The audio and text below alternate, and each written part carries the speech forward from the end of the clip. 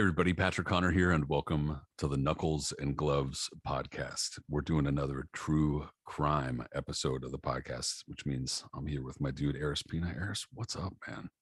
What's going on, my friend?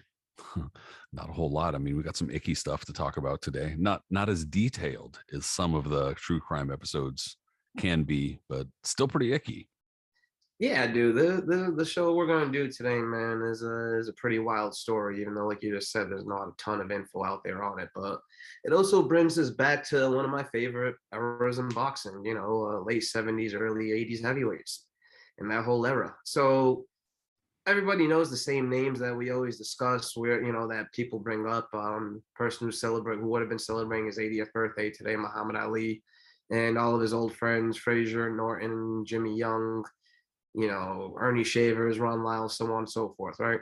But the division was so deep, there was always like a group of contenders that didn't quite reach that level, but still made for a lot of memorable fights and still had good careers in their own right. Guys like Scott Ledoux, guys like Marty Monroe, Len Ballin, the guy we're going to talk about today, who didn't even reach quite their level, so to speak, but still it made, for some memorable fights during his career. And the reason why we're talking about him today, because he had a memorable life, and that was Bill Sharkey. That's right, man. Bill Sharkey. And actually, the last name New Sharkey. York City, Bill Sharkey. Exactly. So, bringing it to my place right now. The last name Sharkey. It's a couple of famous Sharkeys, far more famous Sharkeys throughout history. And of course, you hear the last name Sharkey in boxing, you're probably first going to be thinking of Jack Sharkey, who was briefly heavyweight champion in the 1930s and, lost to Jack Dempsey, etc. Famously lost to Jack Dempsey with the "what do you want me to do? Write him a letter" hook, talking to the referee. And then there was Sailor Tom Sharkey years before then, who was a heavyweight title challenger toward James Jeffries and had fought, a number of really great fighters around that time and is pretty memorable looking. But there was another Sharkey who was around many decades later. And so that's who we're talking about today. We're talking about Bill Sharkey, and that's going to be a name unfamiliar probably to most boxing fans and even to some history people because like I mentioned before, and like you reiterated, there's not nearly as much information about Bill Sharkey, what happened to him, and even stuff during his career as there would be about some of these other fighters that we've talked about in the past on these true crime episodes. But still, that era that he operated in, like you said, it was so deep, it was so good in the late 60s, early 70s, that even guys on this level, the kind of Bill Sharkey level, I mean, you could almost see him. I'm not saying they're going to like beat a Tyson Fury or something, but you could see him hanging in there with some of the perhaps mid echelon heavyweights of today. Absolutely. I mean, I'm not sure, given his size, he was a rather small guy compared to even. Yeah, he wasn't real big. He wasn't. He'd probably be a cruiserweight today. I'm not even sure if he'd be a bridgerweight, so to speak. So, but yeah, he was a good fighter. He was a tough guy, and one of those eras where even if you were a decent fighter, you were only going to reach a certain level, and whenever you stepped up, it was pretty apparent what was going to happen to you. But that being said, he still wasn't like, he's still competitive. Like he fought a lot of guys, recognizable names during that time, guys like Mike Weaver, Cali Knoetze, Frank Bruno, Scott Ledoux. So he was around, and he had an interesting personality, like we're about to talk about in a minute, coming from his background and growing up in Queens, New York. Kind of a shady past, so to speak, but also made for an interesting character. And the brief interview clips that you can find online, you can tell right away by his style, the way he talks and stuff like that. He has a sort of a sort of chip on his shoulder, so to speak. But yeah, he was one of those fighters that added into the late 70s and early 80s of the heavyweight division, cruiserweight heavyweight division, and he mixed in with all of them. I mean, not so much with a lot of success, but enough that people from that era definitely remember him. Yeah, he was obviously a memorable dude in terms of personality, and he fought hard too. He might not have been a very big guy, but he was fairly intimidating looking. I don't know. I mean, I guess looking back, it's not intimidating. It's not intimidating looking back and seeing a guy who kind of looks like could have been like your uncle drinking beer at like a some kid's birthday party or something like that with the handle. He has like a handlebar mustache. He's got like curly hair that's kind of like mid-length. Doesn't really look. He's well built, but doesn't look super impressive. So I mean, he kind of in Exactly. He's not a retrospect, big guy, but like with the hair that he has, and you mentioned the handlebar mustache and all that, and then you find out reading part of his background, he used to be a hairdresser at one point. yeah, Um, it's you don't think, yeah, he doesn't look like the type of guy that would you'd be intimidated by or do anything like that. But no, he was tough as nails, and going by his background, former gang member and former gang leader actually. yeah. I was saying before the show that you knew a little bit more about his background than I do, but there's a little bit out there in terms of like reading about uh, his career and stuff like that in newspapers. And there's in particular, like on YouTube, there's one video of him fighting Cali Knoetze, the South African, which we'll get to that in a little bit. But yeah, there's this element, and I think that this kind of ties into what we've talked about in a lot of these true crime episodes. Not always, but often it's guys who come from just rough areas or rough backgrounds. And by the time that Bill Sharkey even found his way to boxing in the early 1970s, he had already been through a lot. He'd run the streets in New York. He found himself in prison already, and that's kind of like where he'd even gotten by his mid 20s into boxing. He'd already lived a lifetime. Absolutely, man. So, like you just alluded to, he was already in trouble. He was a leader of a gang in New York, based out of Howard Beach in Queens, which was a very rough area to begin with from back then. And he was, running the streets, kind of running wild. And at the age of 19, apparently he came home one day to see a bunch of cop cars and ambulances and all kinds of other nonsense going on around there, to find out that his parents were the victim of a murder suicide. His dad killed his mom and then killed himself after that. And so for anybody, I can't even imagine what that must be like to go through that type of thing already. To like you come home and that's where you walk into just unknowingly or anything like that. The effect that that must take on you and what that must fuck you up with afterwards is like mind blowing. So we'll just say that Sharky definitely had a lot of demons in his closet and a lot of stuff going on when it would be an understatement. But he was able to channel a lot of that, I guess, in the boxing, because for a good while, even though he did get into some more trouble after this, which I'm going to let you get into, he, for the most part, afterwards, when he was able to clean himself up a little bit, he did channel everything, all of his anger, all the issues that he was going through in life, and try to, as other people that went through stuff like Johnny Tapia and other guys from the past, like at least trying to use an outlet in boxing for that. Yeah, I mean, I think that it sounded like he was already kind of pointed in the wrong direction by the time that had happened with his parents. Oh, for sure. Yeah. But even if he weren't, that's enough to make somebody snap. I mean, and I know that's kind of like a phrase that, I mean, I understand that mental illness is more delicate than that, and the things that people go through are far more complex than just snapping. But nonetheless, arriving home to find both your parents dead and under those circumstances is enough to make a bad situation worse. And that's pretty much, that sounds like it's exactly what happened. I don't know all of the details, but I know that Sharkey wound up killing a guy at his apartment, at the other person's apartment. There wound up being some sort of case of mistaken identity or mix up. But in any case, Bill Sharkey goes to jail, goes to prison for 3 years for a manslaughter conviction. And when he gets out at 24, 25, that's when he starts boxing. That's when he gets into boxing, turns pro, and starts having some surprising success, actually. Not really against good opposition, but surprising success anyway. Well, you're thinking about it again. This is now the mid 70s, and with mid 70s boxing, a lot of guys, even guys that went on to become really good professionals, world champions and stuff like that, if you look at their early records, they are very active. But a lot of those guys, they fought often, they fought against experienced guys, but they weren't against the people with the best looking records either. You know what I mean? They fought guys that, it's just, there were a lot of opponents back then. Boxing was much more unregulated. It's been mentioned in many articles and other stuff that how boxing was much more of the wild, wild west back then in terms of activity and really wanting to pad a record and such and so on. It was easy to do. So That Sharkey, was like one of the last times too when somebody could get away with like a pseudonym, like a funny nickname, and actually go by that name in boxing.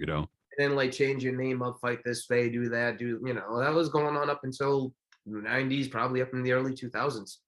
And but much, much, much more prevalent in the 70s when Yeah. you were able to get away with that type of deal or just pad your record up all over the country. You know what I mean? So Sharkey was developing a little bit of a following up in Queens and the upstate New York area, Long Island area. And like you mentioned, he had a record, he filled it up until around he was about 15, 16 and 0. And then at that point, he was going to fight a guy by the name of Mike Weaver, who at the time would go on to become a world champion. But at that moment, he was still an 11-6 fighter. And yeah, that was Sharky's first taste of defeat. Yeah, he was 15-0 going into that fight. And it sounded like that was, not as if like he wasn't trying to win, but that it was a surprise that he had gotten that far undefeated. And so, you talked about going into that fight, they had mentioned the other, like he was a mason, he was a hairdresser. He had gone through this kind of like small list of professions. And I mean, that was probably as much due to the fact that he had gotten into some legal trouble. And I mean, was having issues holding a job, perhaps. I don't really know the details on that, but that was part of kind of his story leading up to I that mean, Weaver just fight. to say that he was a hothead would probably be an understatement too, because by all accounts of going what by his own records and what he said in interviews and such, and what you read about and what you can see in the limited footage there is, you can kind of tell he has a chip on his shoulder and a little bit of a temper. So yeah, just trying to hold a normal 9 to 5 wouldn't be something that would normally suit Bill Sharkey out, I think.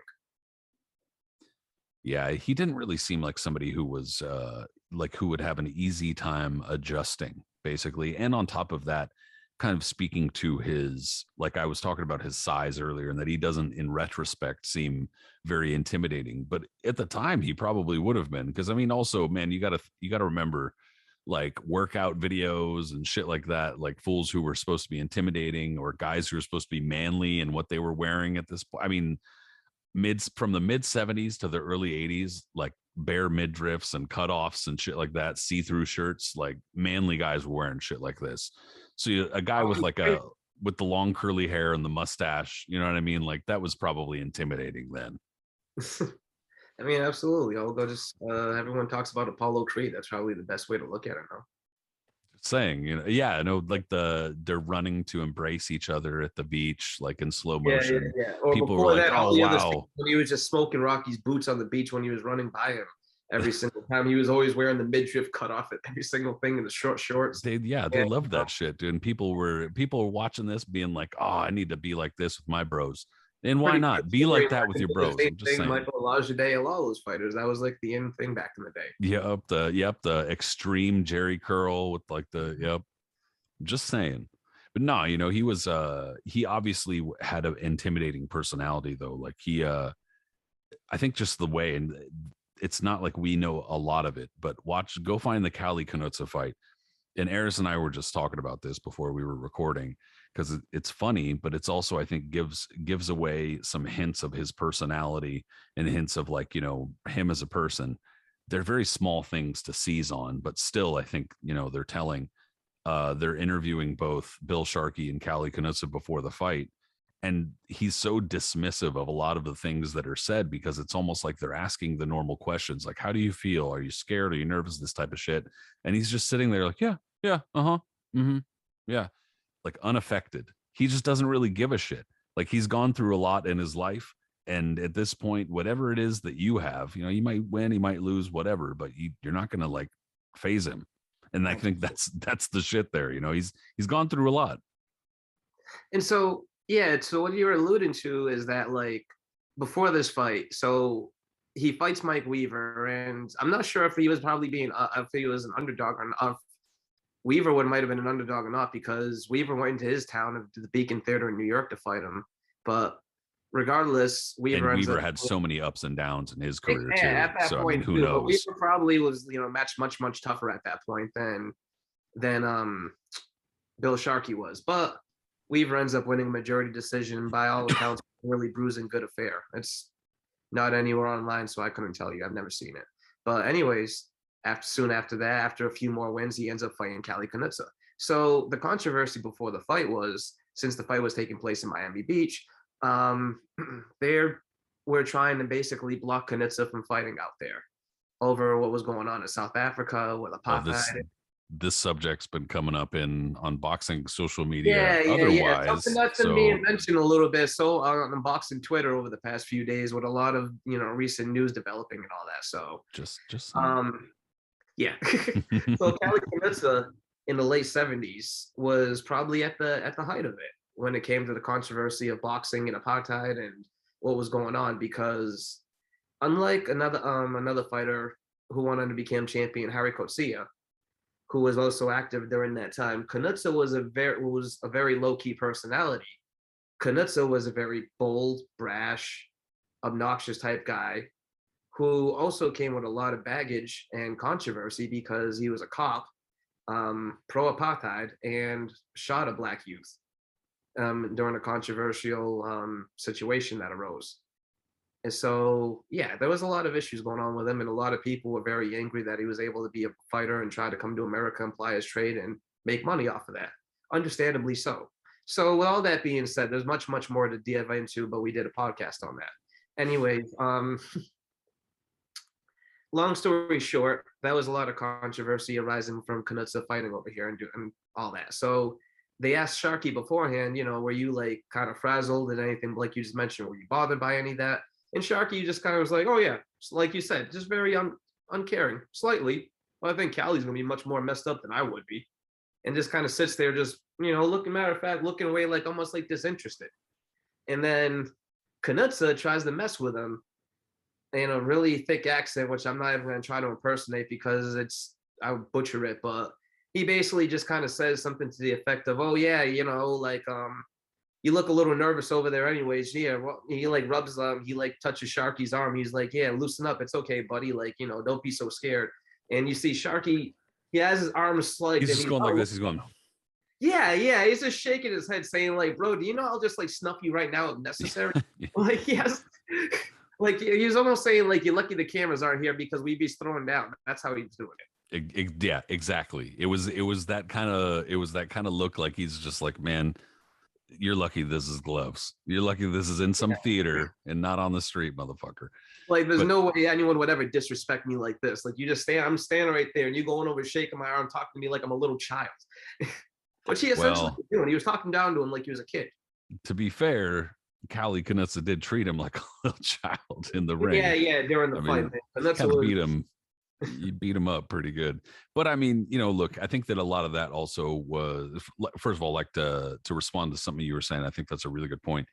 Cali Knoetze was like the epitome of what was bad about, well, I mean, obviously this might not have necessarily been an ethical issue for a lot of people who were against apartheid or who spoke out against it. It was also a social issue because it was during the time activism in this kind of issue, in this specifically in this issue with Sun City, with South Africa, both Bophuthatswana and boxing in Sun City and apartheid, and taking a stance was something that was important in among celebrities too. I'm not trying to downplay the ethical involvement of it, but it became something of a, as they say, cause célèbre, like a cause du jour, something that people are going to speak out against because it's popular to speak out against. And if you don't speak out against it one way or another, then you're the worst kind of asshole type of thing. And for those kinds of issues, for that climate, Cali Knoetze like represented a very polarizing, he was a very polarizing figure when it came to apartheid and taking a stance on apartheid. And so, yeah, he had been spoken out against, and the people willing to promote him, bring him to the U.S., promote the shows when he did fight in the U.S., those people were taken to task, during that time. And so anyway, yeah, I don't know that necessarily Bill Sharkey had any sort of involvement or whether he voiced much of an opinion specifically on that. I have no idea. But I'm regardless, gonna assume no. He just probably not. like, you telling me where show where I'm gonna fight, who I'm gonna fight, and I'm just gonna show up. Right. Yeah, he was probably just like, whatever, dude, fine, put him up there, I'll fight him. But regardless, yeah, that's so it was kind of unfortunate. I guess Bill Sharkey in that regard had a chance to kick Cali Knoetze's ass on US soil and didn't quite get to it. Yeah, there was a few guys back then. Knutze was just a big bully. Not to move too far off the subject really quick, but that's what he was. If you watch, because there's a lot of footage of Knutze out there. If you Oh see yeah. it, if you see his like fights before he finally got humbled by John Tate, he just kind of walks in. I mean, he's not an outright just wild slugger, but he's a crude dude. But he's clearly powerful and he just kind of Yeah. beats you down. And he was just bullying these guys and Like he's overwhelm you, kind of club yes, you yeah, he was type just of kind of thing. clubbing and overwhelming these dudes. Like he beat up Bobbick, who was completely shot at that point. And that to him, a guy by the name of Denton Ruddock, who was a journeyman from the UK at that point. I'm not sure if that fight's still on YouTube, but same thing. Ruddock does his best to keep him off him, but he's too small to keep Knutze off him. And same thing with Bill Sharkey. Sharkey tries his damnedest for the 4 rounds that it goes. It's not like he didn't try, man. He's a very game fighter, but Knutze was just way too big and way too strong and just grounded him and beat him down. Also worth mentioning that they were frequently looking for black opponents for Knoetze, Mm. specifically because that's what sold. Like that's like it sounds dumb because it's like in the 1970s and you're like, that doesn't seem like it's that long ago. Like what the fuck, bro? Hello, like that's still how this shit was going all the way up until Holmes Cooney and beyond. You know what I mean? Like trying to specifically find black opponents for this guy because he was controversial. But regardless, needless to say, Bill Sharkey was not a black dude. He was a very kind of everyman looking white guy when it comes to his look. But even so, Cali just tooled him, dude. He was too much for him, and I think that it spoke to one. Sharky's a little undersized for the guys who was starting to get bigger in the division. Bill Tate was not massive, but he was one of the kind of like a precursor to a lot of the bigger heavyweights because he was a pretty big dude. But Bill Sharkey was not a big dude. And you could see it against Knoetze. He didn't have the power. He didn't have the physical strength to keep him off. And he just got eaten up. He got totally overwhelmed. And Mhm. also spoke to like, you ain't going to get past that level. Like you already lost to Mike Weaver and then you're getting blown out by Cali Knoetze. Like I think that you've seen Yeah, your you've ceiling. reached a certain ceiling there, exactly. Yeah. You've And reached it's your not limit. even, and I'm not even sure if you would call that even fringe contendership. Like, if Yeah. like he fought a draw with Scott Ledoux right before he fought Knutze.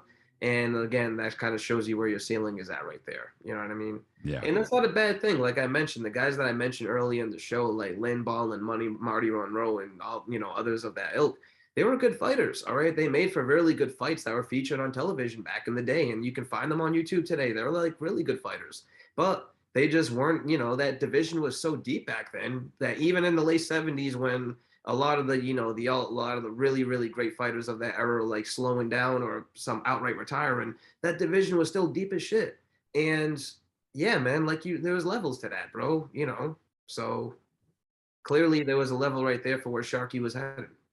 Well, and it seemed as though if you just look at on BoxRec, if you look at kind of like the flow of his career, it makes sense because it seems as though there's some thought being put into this, right? Like he has a little win streak before losing to Greg Sorrentino. Not a good fighter really by any means, but he loses on points in 8 rounds. And it's like, when you're getting below 10 rounds, if you're the kind of fighter who needs a few rounds to get going, especially during this era when like a loss or two ain't gonna kill you, fine. Like you're all right. Gets a draw with Scott Ledoux. Scott Ledoux's a name at that point, not a great fighter, but a name. And it's like, all right, fine. You're working yourself into a fight with Cali Knoetze, which you get blown out in. It's Cali Knoetze. You're outsized. I'm just saying, kind of playing devil's advocate in terms of how his career is being guided. Marvin Kamel. All right, well, this guy's a future cruiserweight champion.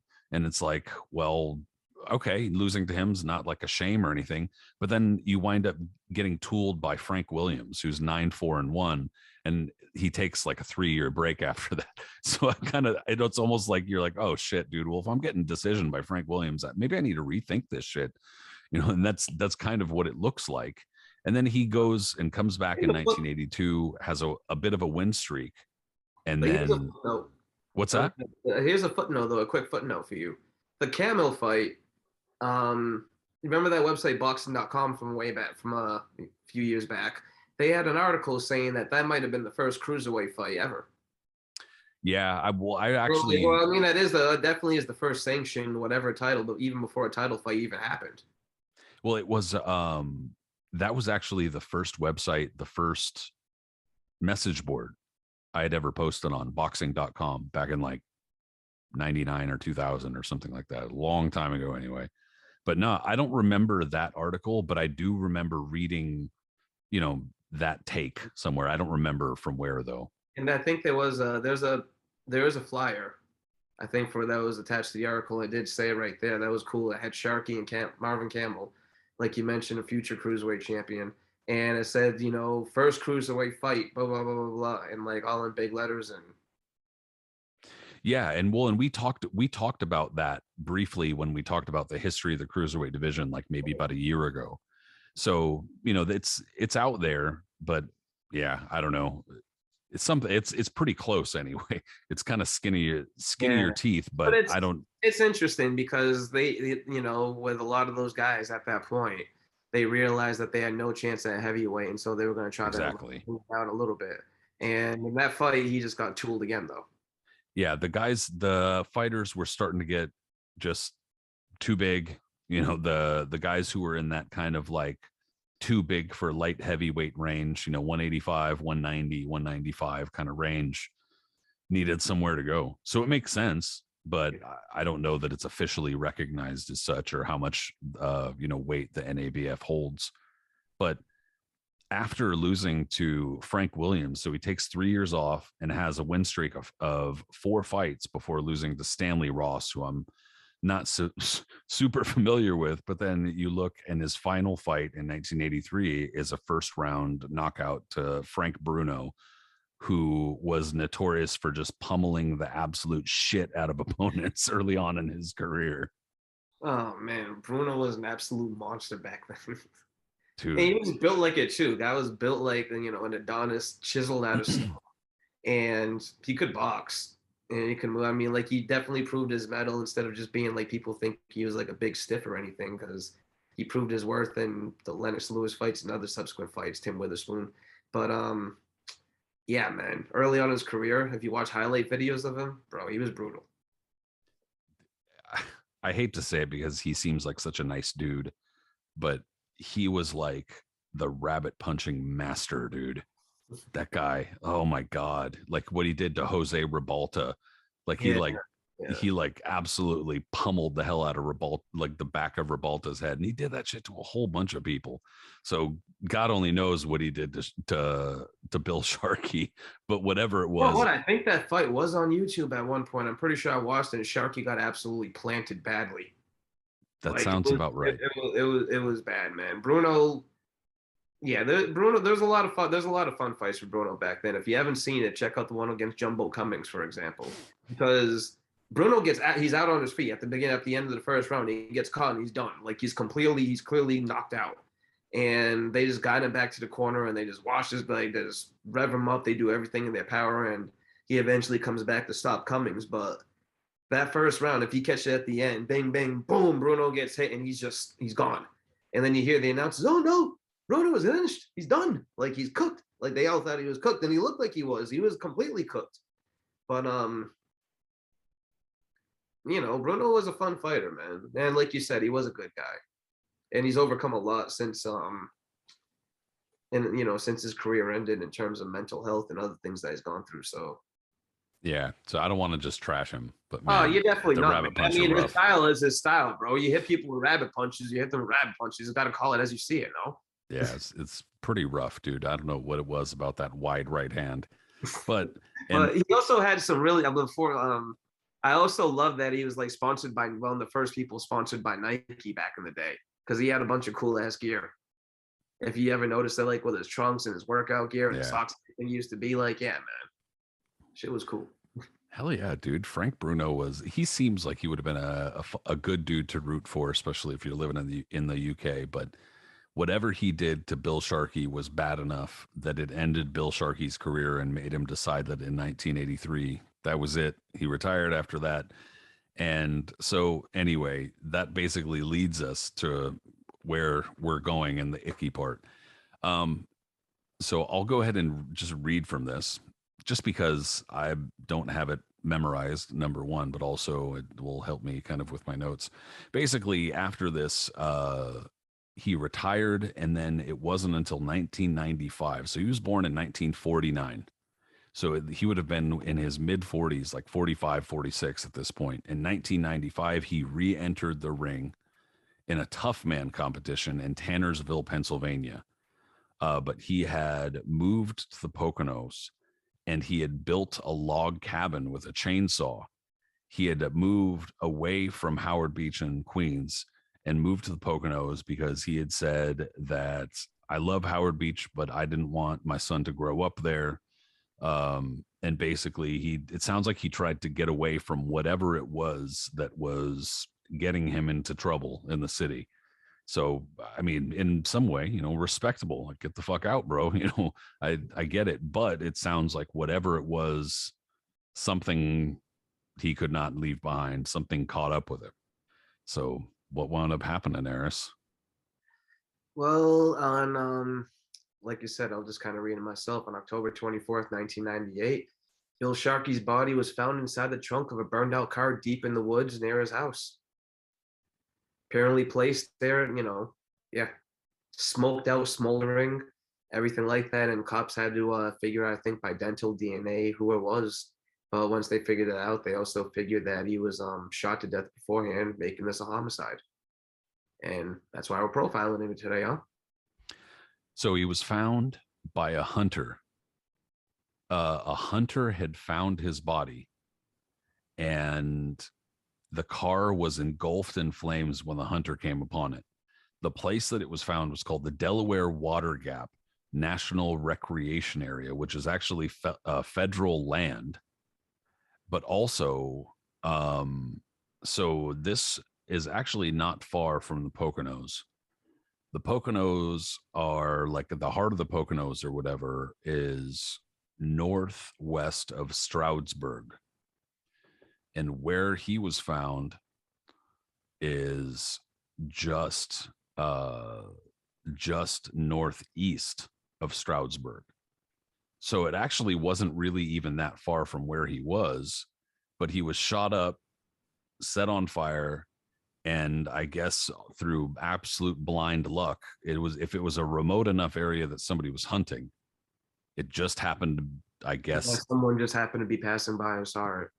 I mean, I suppose that's kind of like fishy enough as is, and I'd be asking that person a shitload of questions. But even so, yeah, I mean, it was a fairly remote area. It was an area that was not. It was like a camping ground that was, not somewhere where a lot of people would be driving through and stuff like that. And it was burned so badly that they had to identify him through dental records, which is some shit that you hear on one of those murder programs you watch, Eris. That's like some shit you hear in movies. Like I've Yeah, never that's even heard of definitely that some being in forensic real stuff. life. That was someone who, if when they took whoever, someone or people, whoever was involved, could have been multiple, who knows? But whoever did this job, one, make sure that he wasn't going to be found. Like this was, they went above and beyond. This wasn't just shooting someone and putting them someplace and whatever. Like they burned this car completely through, and someone just happened to be passing by when that happened. So, uh, Yeah, bad stuff, dude, for yeah, the sure. question is though, is that there's still that being said, and it's a crazy scene. There's not a lot of info on what Sharky might have been up to because more or less he went really quiet after his career ended. Like you said, there was a couple of bits and pieces, the tough man little tidbit there, but excuse me, not much was really known, around the last decade of his life like that. So to what would have potentially led to this, demise. I've read in a couple of things that they said he might have been involved in drugs, and there was like some evidence that he was like doing something or another around that, but they don't really, nothing really led to anything like that. And obviously the case went cold. About 10 years later, a local news station had put out a plea about the case, looking for leads, looking for, I don't know, evidence, witnesses, anything like that, any sort of information. So obviously it was unsolved, and to the point, and I guess worrisome to the point where they would put out a plea 10 years later after it being unsolved. I mean, that's as good a guess. The stuff that you Yeah. brought up as far as why it would happen, involved in drugs, old shit coming back to haunt him because he killed somebody back in 1971 and wound up doing some time for it. But we've talked about stuff kind of similar to this, old shit coming back in these other true crime episodes where you just can't, you don't leave that life behind. It doesn't work that way. Nah, usually everything comes back, full circle at some point or another. And yeah, man, Sharkey had so much going on in his past, like you just mentioned, that it could be a number of different things. Who knows? You know what I mean? Definitely could have been no passing situation where he might have just gotten into an argument with someone, because that's just the nature of this whole of that of of how he died and what they did to him is just like really heavy, to the point that like there had to have been a major situation going on with that. There had to have been something big. So whatever he was involved in, that's kind of the mystery of it. But yeah, it's basically there's not much out there after this. Like you said, there's been a couple of times the case has been reopened. People are trying to get info on it, and there's been little tidbits here and there, but they don't. No one really has anything. Yeah, it's not quite. I guess I've said this on other true crime episodes, dude. I'm not trying to pretend like I'm an amateur criminologist or anything, because I'm not. But having watched some of those programs or whatever, it seems like overkill would be, for instance, when somebody gets stabbed and you don't just stab them enough to kill them, you stab them 95 times. Like, Mhm. that's overkill. This isn't overkill. This is trying to hide evidence. Like, this is trying to, like, you killed somebody and you're lighting their body on fire in the woods. Like, that's not the kind of thing where you're pissed off or something like that and you want it to be found. Like, that's you're trying to destroy it. I mean, I will say this though: if it was something old, if it was some old shit that came back to haunt him, over 25 years later, that's somebody with a hell of a fucking grudge. So whatever it was that happened must have been pretty intense, or just absolutely the wrong person. Yeah, man, that's just one thing we don't know at the moment, or we probably will never really know at that. But like you said, dude, if that was something that he did, that is a hell of a grudge to hold for that long, to come back on somebody after all those years.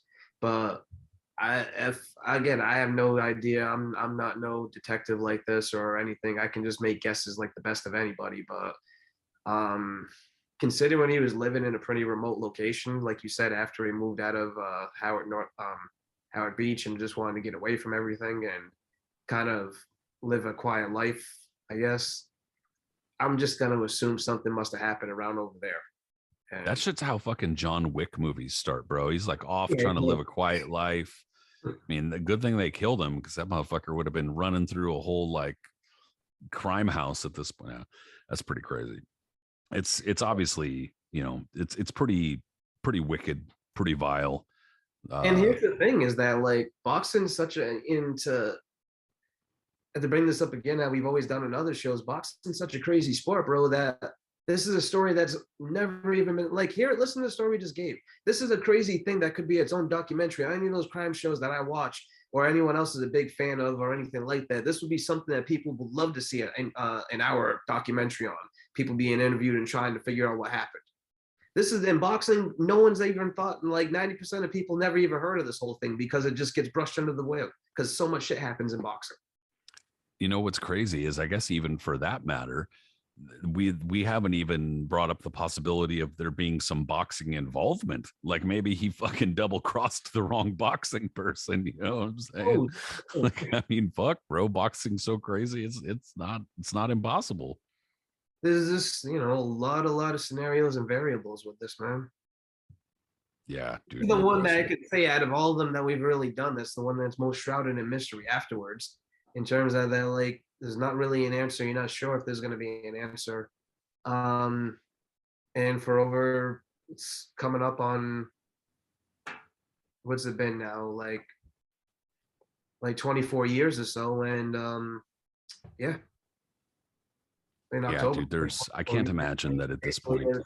about as lost as they were back then. Yeah, at this point, it's because the evidence has been burned.